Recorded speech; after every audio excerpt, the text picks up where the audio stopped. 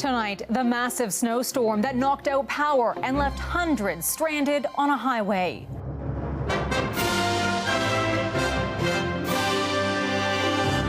Paralyzing snow traps drivers in Ontario for hours. When it goes into the 24, 30-hour mark, you can start to worry a little water for the horses. For sure. Unrelenting squalls slam the region, dumping more than a meter of snow. Highway 11 still remains shut down. Stay off the roadways and monitor your gas.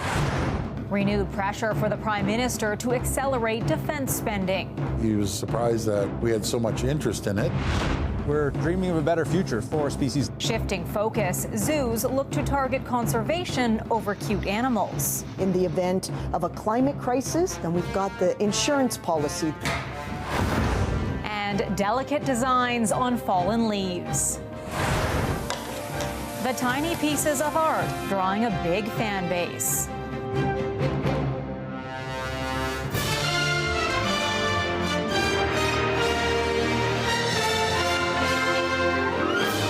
CTV National News with Heather Butts. Good evening. Severe snow squalls sweeping central Ontario this weekend knocked out power to tens of thousands and closed highways. Treacherous conditions on Highway 11 north of Toronto eventually shutting down part of the corridor, leaving some people stuck overnight. Others abandoned their vehicles. The storm blowing off the Great Lakes brought more than a meter of snow to parts of the province. The Muskoka region hit hard, prompting Gravenhurst to declare a state of emergency. CTV's Mike Lang is in the region for us tonight. This was one of the major corridors between southern and northern Ontario Saturday afternoon. Traffic backing up on Highway 11 as far south as Orillia because further north toward Weshago, more than a meter of snowfall shut down the highway, leaving hundreds stranded in their cars without food or water. This man who was transporting horses stuck in his trailer through Sunday for more than 30 hours. When it goes into the 24, 30-hour mark, you start to worry a little bit about the water for the horses for sure. That gets a little stressful. Emergency crews bringing Marv and many to safety, clearing most passenger vehicles by early Sunday morning. Others rescued thanks to brave efforts by nearby residents on snowmobiles. I just stopped vehicle to vehicle, made sure they had water, made sure they had, had snacks. A lot of people were really in need of water. This man rescued his girlfriend who was stranded while on her way to a flight out of Toronto's Pearson Airport. The only way we could get to my girlfriend to help her was to actually climb through and scale through a little forest with about waist-high snow. We walked about 30 minutes up that standstill highway with all the cars around us until we finally met with her. More than 10,000 without power. The town of Gravenhurst declaring a state of emergency. This is the most snow I've seen in the 27 years that I've lived here and in such a short period of time. Ontario Provincial Police reminding locals to stay off the roads. We're also checking on people who may be stranded in vehicles on side streets using MSVs and using other municipal resources. According to Environment Canada, storm totals reached 140 centimeters of snow in Gravenhurst and 125 centimeters of snow in Bracebridge. OPP say they expect Highway 11 to remain closed overnight from the West Street North exit here in Orillia all the way up to the Highway 60 exit in Huntsville. Heather? CTV's Mike Lang reporting from Orillia, Ontario. Parts of the U.S. also digging out this weekend as a monster storm slams the Northeast. Lake-effect snow is blowing in from the Great Lakes, blanketing parts of Michigan, Ohio, Pennsylvania, and New York, disrupting travel for millions post-U.S. Thanksgiving. The storm has dumped upwards of 2 feet of snow, and more is expected in the coming days. It even disrupted an NFL game at the Buffalo Bills Stadium. The Bills posted this video to social media showing their stadium covered in snow. Crews worked overnight and all afternoon to try and clear the field and seats ahead of their game against the San Francisco 49ers. The game kicked off on schedule. And there is major news from Washington tonight. President Joe Biden has pardoned his son Hunter, sparing him a possible prison sentence for federal felony gun and tax convictions. It comes weeks before he was set to receive his punishment. In a statement released this evening, Biden said, "Today I signed a pardon for my son Hunter," alleging the prosecution of his son was politically motivated and a miscarriage of justice. For more on this, we turn to Eric Ham, CTV's political analyst. Eric, this reverses Joe Biden's past promises not to use the powers of the presidency for the benefit of his family. That's right. And this is a reversal that now we see Joe Biden is putting his finger on the scale, saying that this was a political prosecution of his son. And clearly what he's doing is he's not only letting his son off the hook, he's also criticizing the Department of Justice that he now leads, as well as the judicial system as he heads out the door. Okay. And Eric, as he heads out the door is right. So what reaction do you expect from the Trump administration? I think that's a really good question, because we know all throughout the campaign, Donald Trump made clear that he would pardon all J6 insurrectionists. And so I think this is a question that will be posed to him, and it'd be clear to see what he says. Eric, thanks. The Prime Minister's trip to Florida to meet with President-elect Donald Trump has not alleviated any pressure he's facing from politicians in Canada to increase defense spending and do more for border security. CTV's Jeremy Sharon reports. A Sunday morning call from Conservative leader Pierre Poilievre for Prime Minister Justin Trudeau to strengthen Canada's border. I'm demanding that the Trudeau government quickly present a Canada First plan to Parliament. The leader of the official opposition proposing a list of measures, including increased patrols, working with provincial law enforcement, and tech to crack down on illegal drug trafficking. He also said Canada should tighten its visa rules and cap the number of asylum seekers. To fund a bolstered border, the Prime Minister should cut high-priced CBSA consultants and cancel the $6 billion of insulting inflationary spending, the 2-month tax trick, and the inflationary checks. Those calls come on the heels of Trudeau's surprise meeting with Donald Trump on Friday at Mar-a-Lago to discuss Trump's threat to slap a 25% tariff on Canadian imports unless his border concerns are addressed.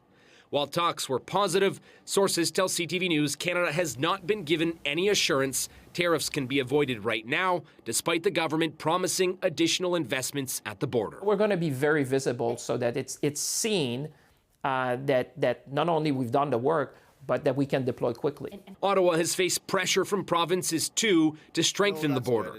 But premiers have also pushed the Prime Minister on another Trump priority, defense spending. He was surprised that we had so much interest in it. Speaking with Vashi Kapelos on CTV's Question Period in an exclusive interview, Ontario Premier Doug Ford said provincial leaders are united in pushing Canada to meet NATO's defense spending target sooner. That's the next thing President-elect Trump will say. You need to meet your 2% NATO commitments, and he's right. Ford says the Prime Minister did not commit to accelerating defense spending.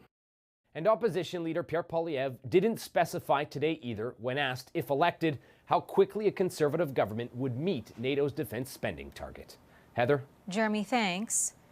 Canada Post has given the union what it calls a framework aimed at restarting talks and ultimately reaching a deal. What we really want is a negotiated settlement. The time for frameworks is a bit gone. We need an offer that gets us there.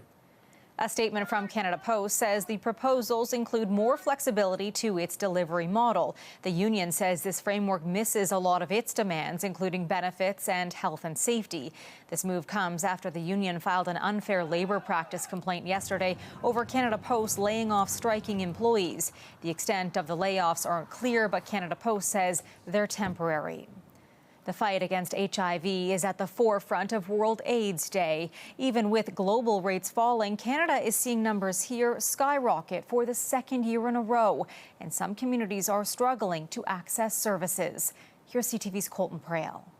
Canada's HIV epidemic is getting worse. New data shows 2,400 Canadians were diagnosed in 2023, a 35% jump. Not only are we failing to meet our global commitments, in my opinion, we're failing Canadians, 2,400 Canadians.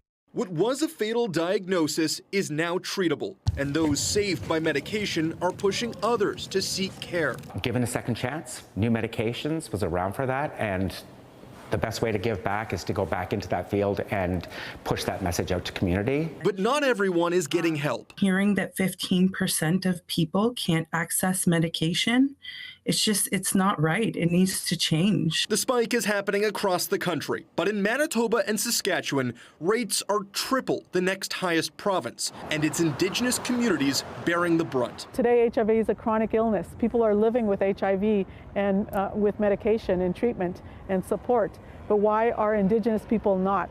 Unlike other provinces, in the prairies, those most affected are intravenous drug users, and more recently, young women and children, where rates are climbing. And so at a time when we have more people acquiring HIV, we have less services to provide to those people, and we need help. Advocates are calling for $36 million over the next 5 years to fund community and Indigenous-led supports, and an additional $50 million annually for provincial health care. Heather. CTV's Colton Prail in Ottawa. Zoos are facing an identity crisis and public pressure to adopt a more ethical approach. Earlier this year, an international conference of zoo professionals in Calgary pushed to prioritize a move away from entertainment and focus more on conservation to keep the public's attention. The Toronto Zoo already starting that shift. But is it enough to sway critics who are against animal captivity altogether? CTV's Kamal Kramali reports.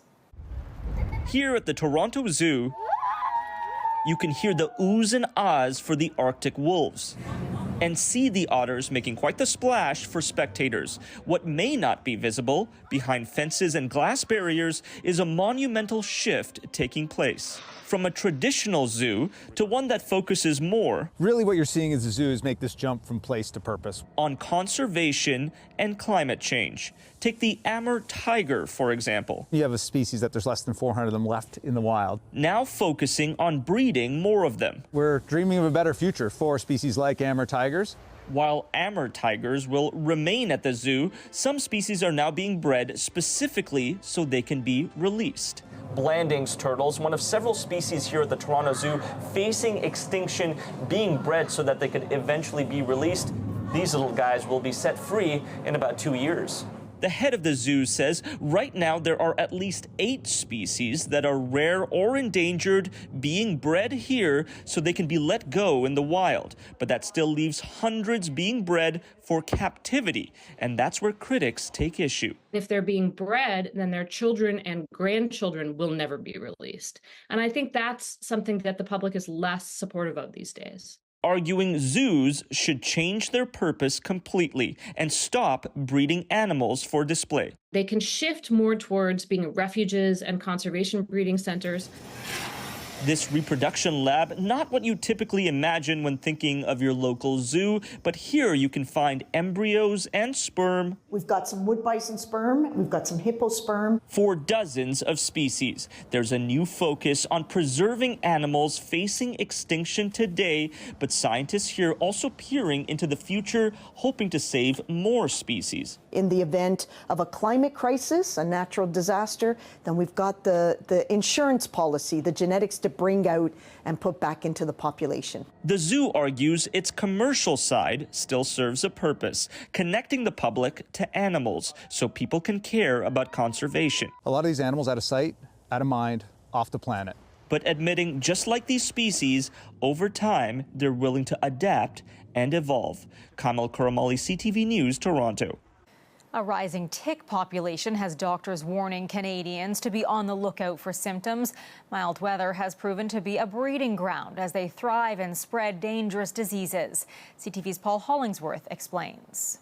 Ticks and the diseases they spread terrified Donna Lugar, who was diagnosed with Lyme disease 12 years ago. In bed, not mobile. It was a constant battle with fatigue and flu-like symptoms. Light, heat, scents, food. It was a crazy time. Lugar is now a Lyme disease advocate working to raise awareness. Mild weather in recent winter and autumn seasons has caused an uptick in the tick population in eastern Canada. We've had a bumper crop of ticks on people, ticks on pets. When ticks latch onto humans, they can transmit serious illnesses. Basically, they suck blood from wildlife, and then when they end up on a person or a pet, they're whatever pathogen they might have picked up in the wildlife, they can give to the person or to the pet. Tick and Lyme disease have been concerns in Canada for a long time, but there has been a considerable increase over the past 12 months. Relative to last November, we're up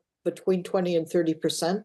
The infection prevalence is creeping up in every given location. Dr. Isaac Bogosh says tick-borne illnesses extend well beyond just Lyme disease. An infection called anaplasmosis, another infection called babesiosis. Okay, we know that these infections are in Canada. They have been diagnosed here, locally acquired. There's more and more of them. Lyme disease treatments are effective and prevention is crucial. It's really important to do tick checks, right? And that means checking your body for ticks. There is optimism within the medical community. Several clinical trials are underway, with a new Lyme disease vaccine potentially coming soon. Paul Hollingsworth, CTV News, Halifax. Coming up, a childhood abuse survivor speaks out. The concerns that were brought up with the Children's Aid Society and the workers were the same concerns again and again and again. Allegations the people meant to save her did nothing.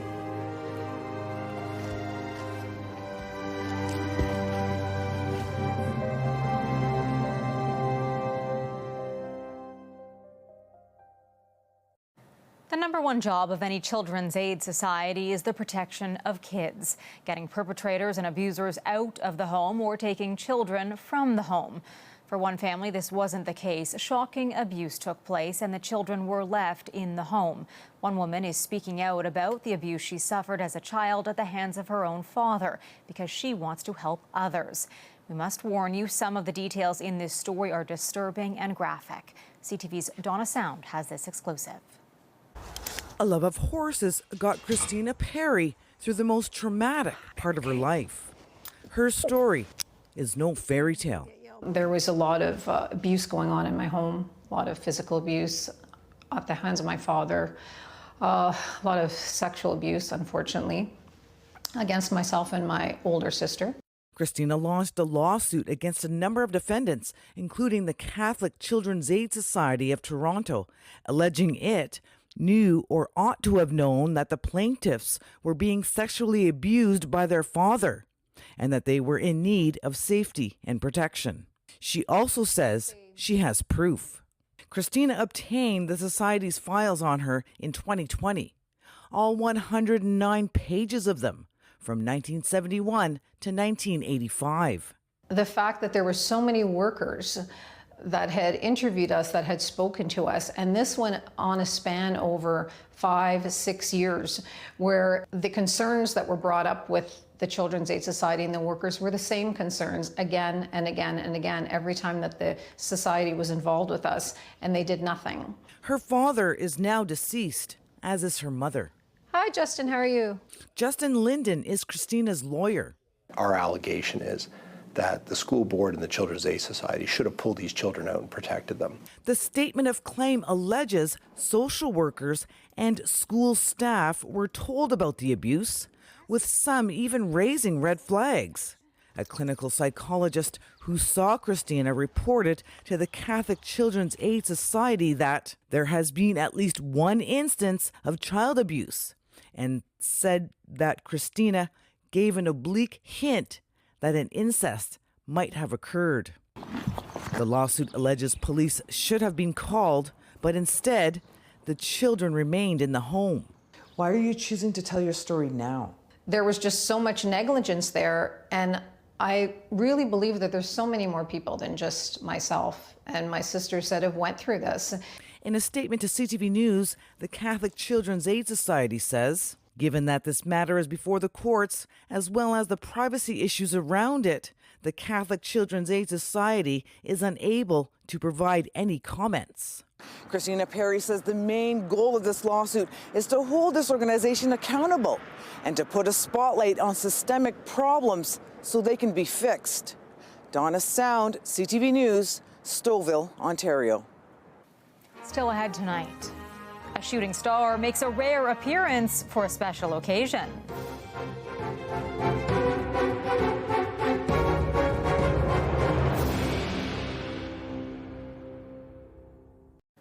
The Princess of Wales has shared a letter calling for love, not fear, ahead of the holidays.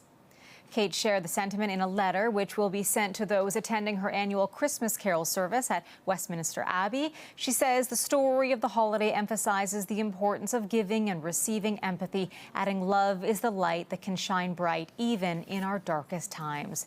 The Princess's Carol service comes as she takes on more public events following the end of her chemotherapy treatment.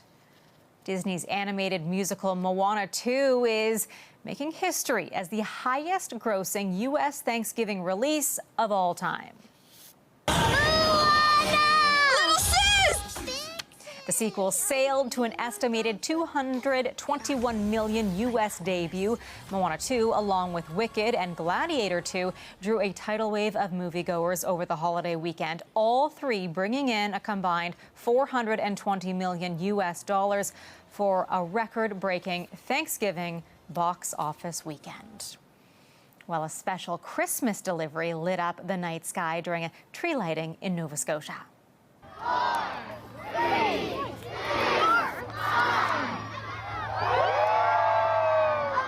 Did you see it? There it is. Talk about perfect timing. A shooting star fell straight toward the tree as the crowd counts down, wowing hundreds who were on hand in Fall River for the tree lighting last night. What a beautiful sight. Well, still ahead, an unusual canvas for creativity, making art from Mother Nature's fallen foliage.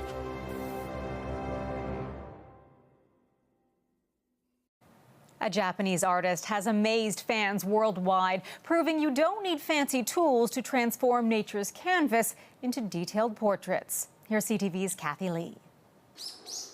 To everyone else, this is nature's debris. To Lito, the leaves are a blank canvas, waiting to be transformed.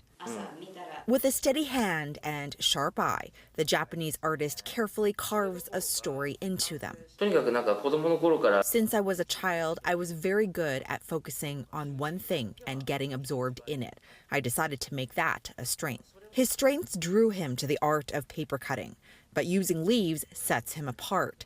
Lito's tiny masterpieces garnering him more than 500,000 followers on social media. Each leaf is chemically treated to hold its shape. Sometimes it takes the artist more than 8 hours to complete just one. Leaf cutting also demands attention to detail. I have been exploring different methods, but the core value has always been to keep at it patiently. It also took patience for Lito to discover his life's dream. A late ADHD diagnosis gave him the clarity he finally needed to pursue a different path. Without the diagnosis, I think I would still be struggling to find a way to fit in. But the leaf art gave him a new purpose, and the happiness he brings to fans inspires him to create more and leave a lasting impression on the art world. Kathy Lee, CTV News, Calgary. Wow, some incredible pieces. For all of us at CTV National News, thank you for watching. I'm Heather Butts. Good night.